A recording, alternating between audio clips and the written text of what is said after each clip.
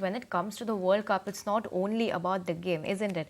So it also creates so many jobs to the host country, which is India this time, and the ongoing World Cup is expected to create over 1 lakh jobs across various industries such as content creation, production and events in a span of 45 days.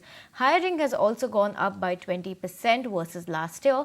My colleague Sumita is joining us with more details on this and is breaking down these numbers for us. Sumita, take it away.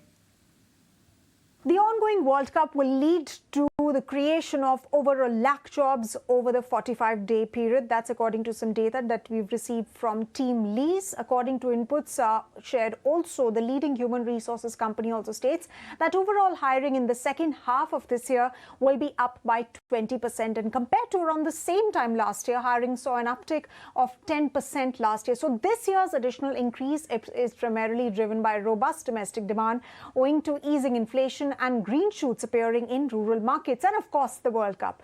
Along expected lines, e-commerce sector alone is expected to create 7 lakh additional jobs in H2 FY24 and 90% of these jobs will be gig jobs ranging from warehouse operations to last mile delivery.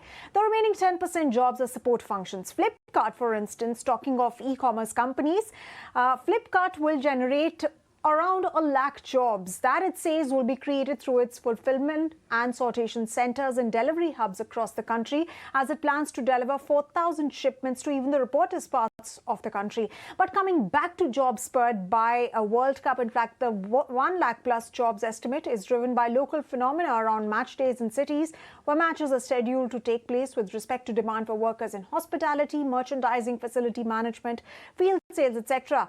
But there will also be a national spike during all match days with respect to demand for food delivery services, public establishments like sports bars, restaurants and even local movie theatres, which telecast matches on big screens.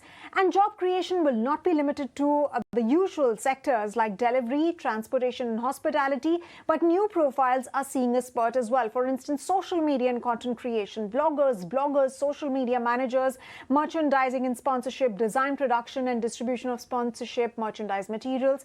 As far as media and broadcasting is concerned, there will be need for camera operators, production assistants, sound engineers, tourism, tour guides, drivers, hotel staff, event staffing, ushers, ticket takers, security guards, merchandise sellers, etc. So no surprises then, wages will also see an increase of 5 to 10% this year, even though salary increase for entry-level gig jobs has been in the lower end of this range.